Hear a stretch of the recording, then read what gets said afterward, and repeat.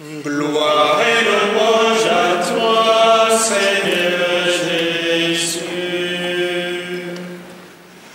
Gloire et louange à toi, Seigneur Jésus. Je me lèverai, j'irai dire à mon Père, Père, j'ai péché contre le ciel et contre toi. Gloire et louange à toi, Seigneur Jésus. Gloire et louange à toi, Seigneur Jésus. Le Seigneur soit avec vous.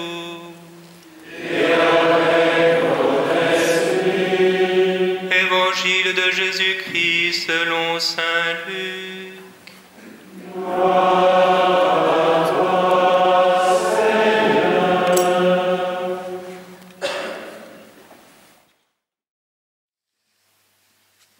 Frères et sœurs, le verbe le plus important de cet évangile est sans aucun doute le verbe « donner ». On le retrouve dans la bouche du fils cadet. « Donne-moi la part d'héritage qui me revient ». On retrouve ce verbe dans la bouche du fils aîné. « Tu ne m'as jamais donné un chevreau pour festoyer avec mes amis ». Et on le retrouve dans la bouche du père. « Vite, donnez-lui un anneau au doigt, des sandales aux pieds ». Pourquoi ce verbe est-il si important ?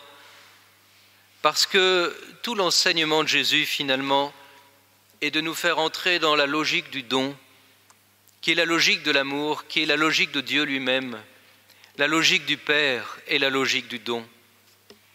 Ce que les pharisiens n'ont pas voulu comprendre, ce qu'ils n'ont pas voulu accepter, ce pourquoi ils ont haï Jésus finalement, c'est parce qu'ils ne voulaient pas entrer dans cette logique-là. Trois personnages dans cette parabole.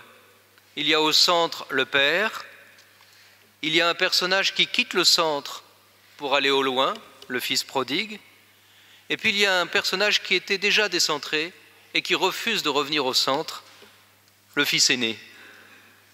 Regardons le fils cadet. Le fils cadet, il commence par réclamer son héritage. Réclamer l'héritage du vivant de son père, c'est un peu tuer le père. C'est-à-dire qu'il veut entrer dans la logique de l'avoir et qu'il est prêt à tout pour ça, même à blesser son père. C'est un homme qui est fasciné par la possession, par l'autonomie. Donne-moi la part d'héritage qui me revient. Et après on nous dit rassemblant tout son avoir, comme si avec ses bras il faisait un peu le geste de l'avarice, rassemblant tout son avoir, comme Harpagon qui compte son argent dans sa caisse. D'ailleurs en grec, c'est curieux le mot tout son avoir, c'est toute son ousia, pour les métaphysiciens que vous êtes. C'est comme si la substance de cet homme, c'était son argent. Il confond l'être et l'avoir. Il aurait bien voulu se bourrer le ventre, dit le texte aussi en grec, se bourrer le ventre avec les caroubes que mangeaient les cochons. Donc on a un homme qui est fasciné par la possession. Il croit qu'en ayant plus, il sera plus. On voit bien que cet homme finalement est vide intérieurement et qu'il cherche à remplir sa vie par l'avoir. Combien d'hommes et de femmes sont comme ça aujourd'hui, même dans la vie religieuse. Pensez à cette novice de la petite Thérèse qui un jour, un peu jalouse, dit à Thérèse « Ah, quand je vois tout ce qu'il me reste à acquérir pour vous ressembler ». Et la petite Thérèse du tac au tac lui répond « Dites plutôt à perdre ». La conséquence terrible de ce désir d'acquérir et en croyant qu'en ayant plus, on sera plus, c'est que finalement on se retrouve vide. Au final, il y a cette phrase terrible, il aurait bien voulu se remplir le ventre avec les caroubes que mangeaient les cochons, mais il n'y avait personne. Personne ne lui donnait rien. Cet homme, il n'a plus de père, il n'a plus d'argent, il n'a plus de maison, il n'a plus à manger, il n'a plus personne. La logique de l'avoir, c'est tôt ou tard de se retrouver avec plein de choses peut-être, mais vide. Il n'y a plus personne. L'essentiel, on en est pauvre parce qu'on a misé sur l'avoir au lieu de miser sur l'être, sur le don. Le fils aîné, lui, c'est l'inverse. Il est à l'extérieur. Dès le départ, il n'est pas à la maison. C'est déjà un petit signe symbolique qui nous est montré. Lui aussi, il est loin. Apparemment, il est proche, mais en fait, il est très loin de son père. Il fait tout bien ce qu'on lui demande, mais son cœur est dehors. Lui, il n'est pas dans la logique de l'avoir, il est dans la logique du devoir.